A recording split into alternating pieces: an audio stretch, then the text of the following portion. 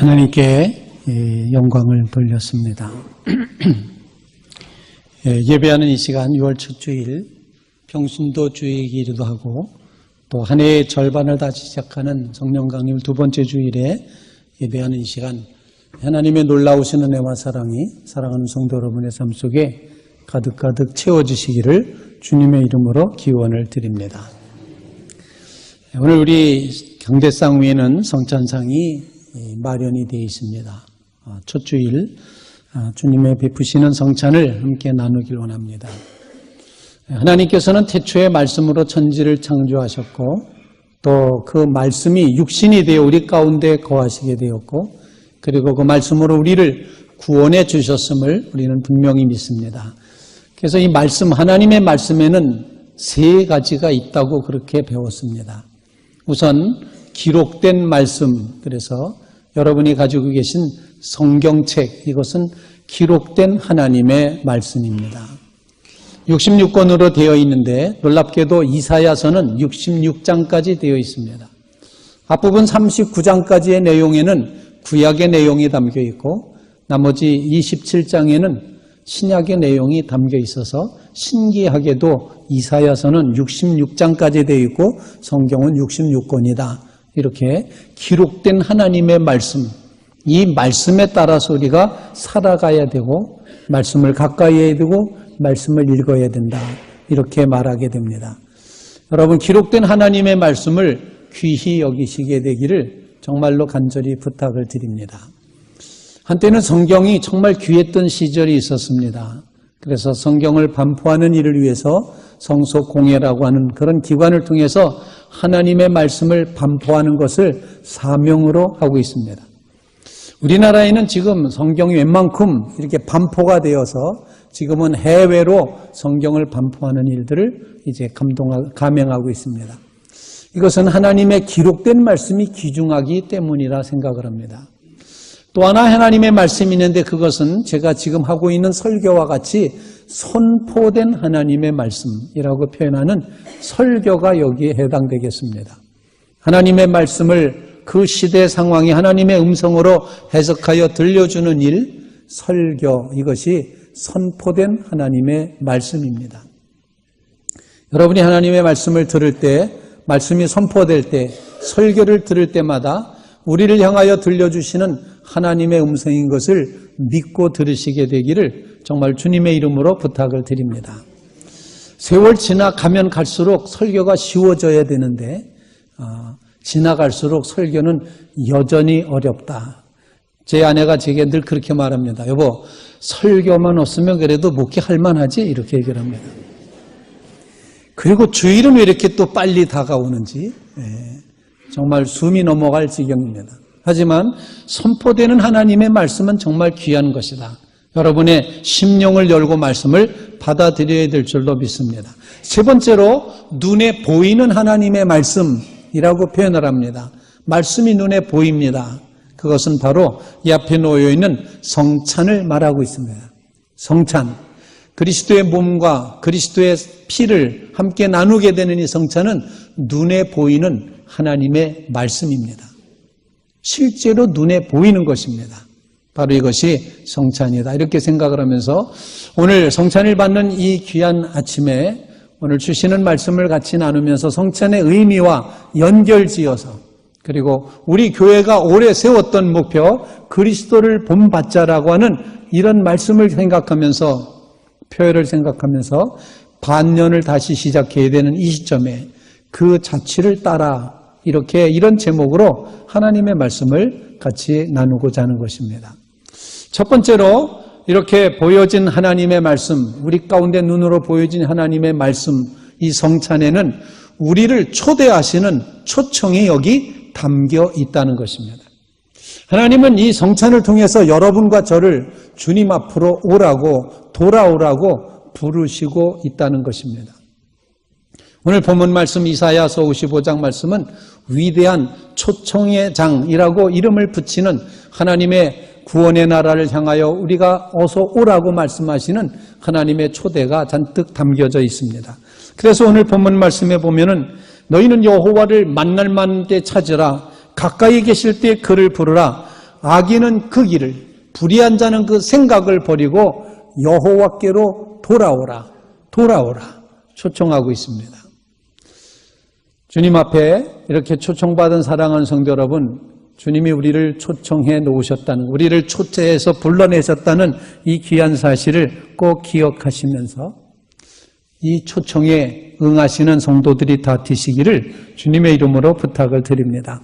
다른 말로 표현하면은 지금 이 시간은 우리가 하나님께로 돌아가야 될 시간이라는 것입니다. 지금은 구원받을 만한 때고 지금은 정말 주님 앞에 우리가 회개하여 돌이켜야 될 때라는 사실을 가르쳐 주고 있다는 것입니다. 여러분 모두 주님의 이 초청에 응하셔서 주님을 향하여 돌아서는 믿음의 성도들 꼭 되시기를 주님의 이름으로 축원을 드립니다.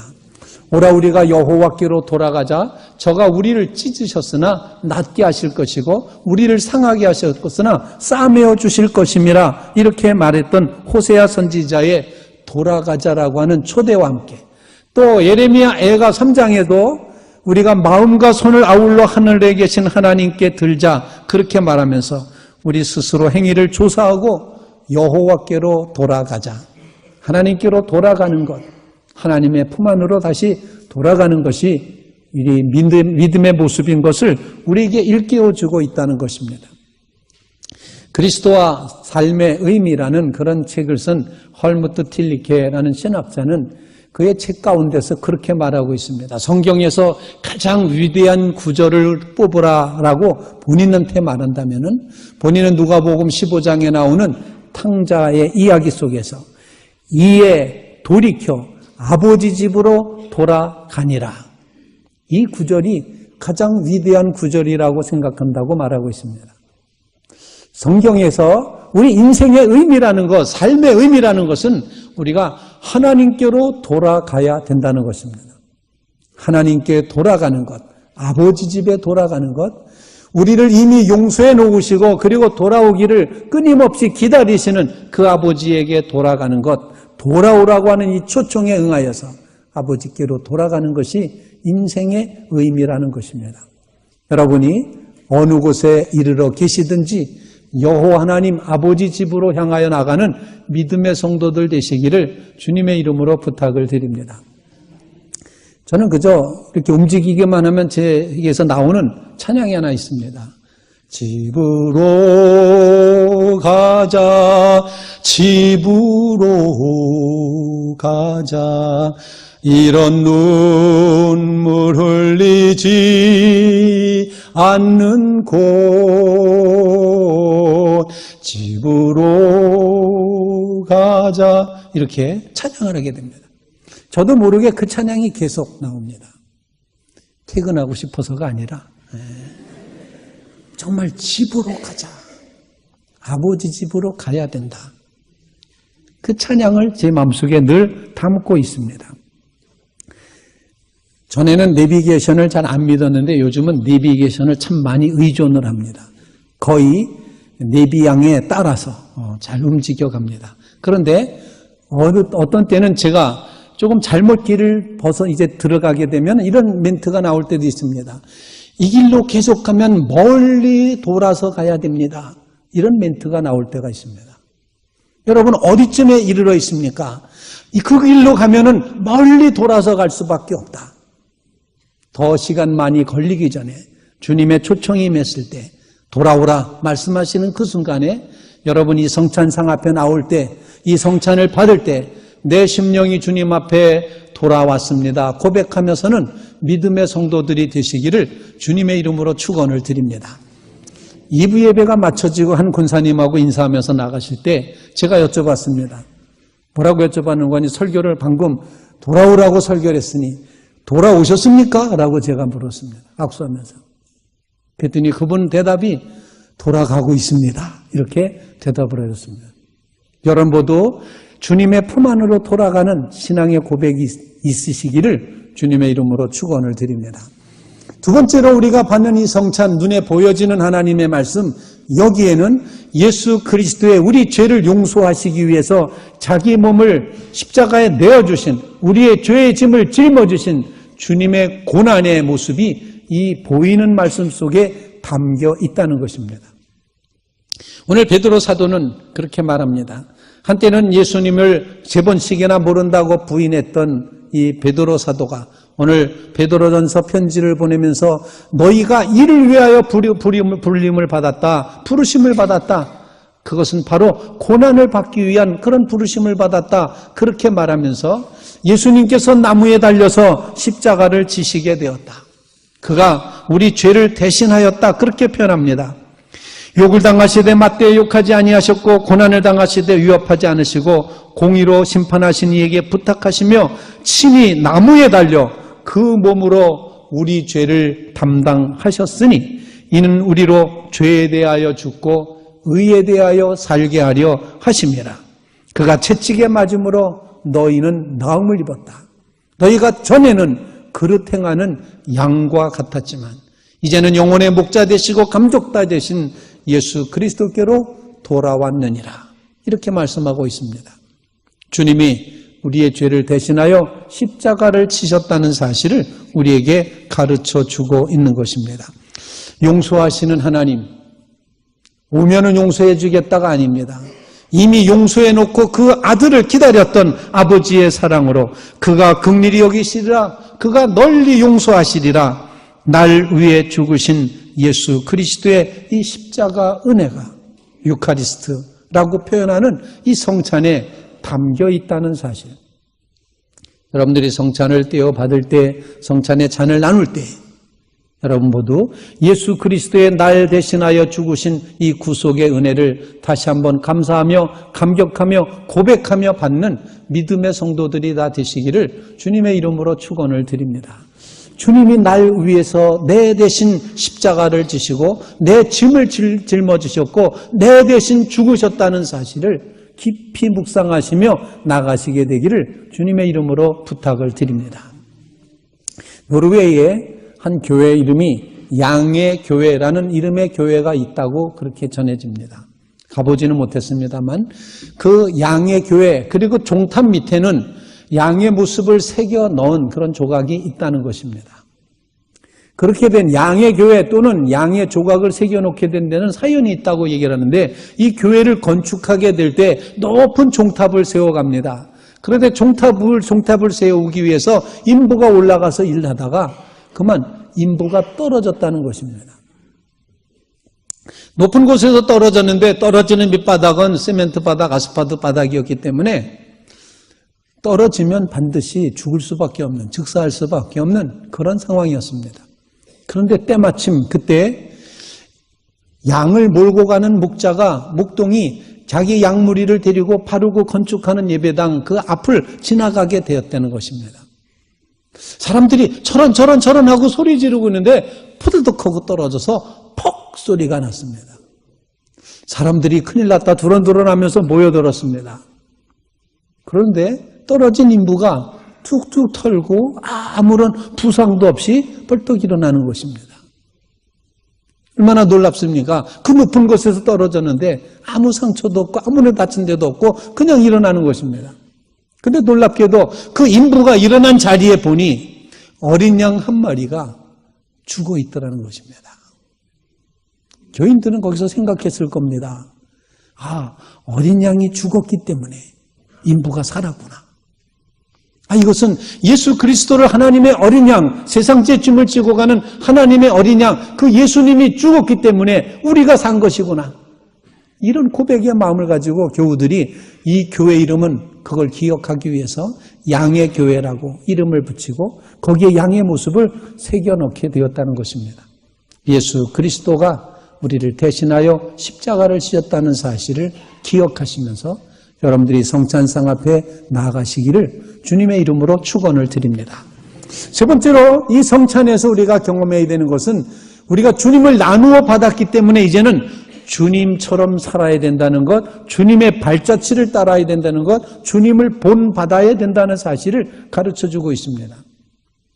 오늘 본문에 기록되어 있는 본이라고 하는 것은 미술가거나 글씨를 잘 쓰는 서예가가 제자들을 가르칠 때 요대로 따라서 해라 라고 그렇게 모양을 만들어 놓은 글씨 본, 그림의 본을 이렇게 본받는다라고 하는 본의 단어에 표현하고 있는데 이 단어는 여기에만 기록이 되어 있다고 그럽니다.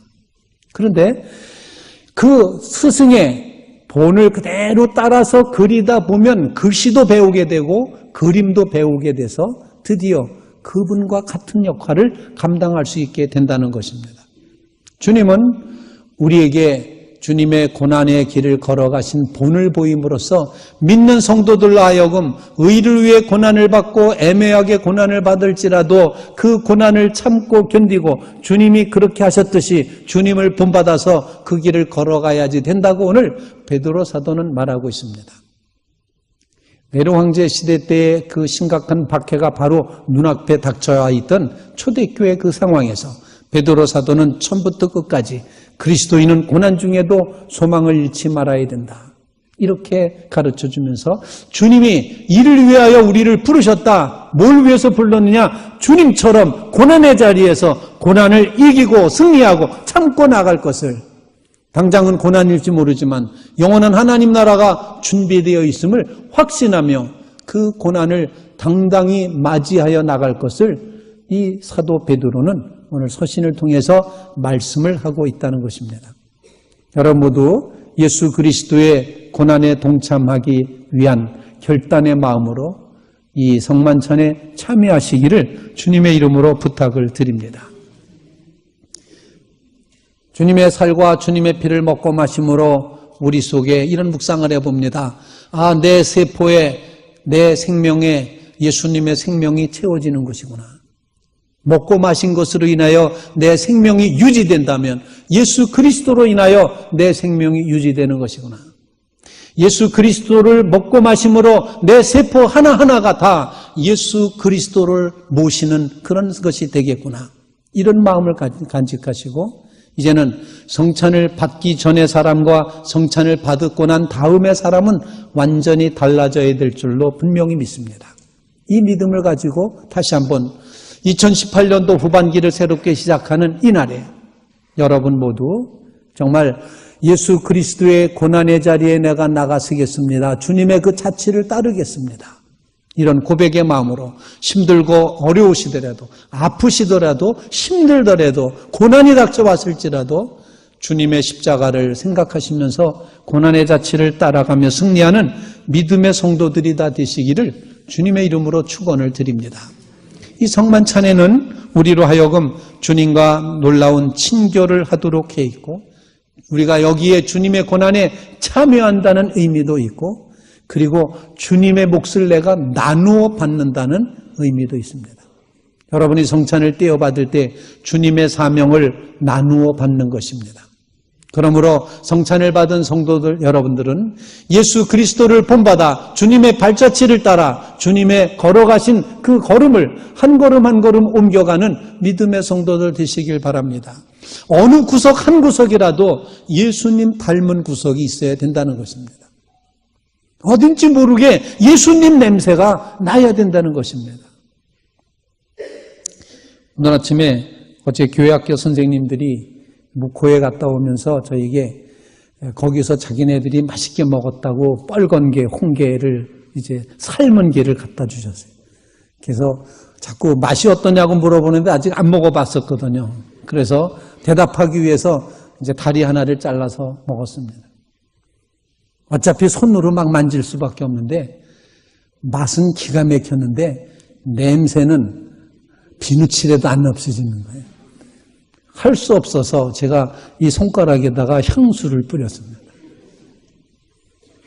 예수 이렇게 조그만 것도 잠깐 만졌는데도 냄새가 나는데 우리가 평생 예수님 믿고 예수님 옷자락을 붙잡고 예수님 마음자락 붙잡고 살아간다 그러는데 예수님 냄새가 좀 나야 되지 않을까. 사랑하는 성도 여러분, 정말 주님의 냄새 한 자락이라도 풍기며 살아가는 그런 자리에 서시기를 주님의 이름으로 축원을 드립니다. 오늘 새롭게 이제 2018년도 절반을 시작하는 사랑하는 성도 여러분, 오늘 베푸시는 이 성찬은 이전과 다른 나로 하여금 새롭게 하시는 하나님의 은혜가 여기 깃들어 있음을 고백하면서 주님, 제가 주님의 발자취를 따르겠습니다. 그 따름을 고백하며 주의 성찬에 나아가시기를 주님의 이름으로 축원을 드립니다. 이제 다 같이 성찬에 나아가도록 하겠습니다.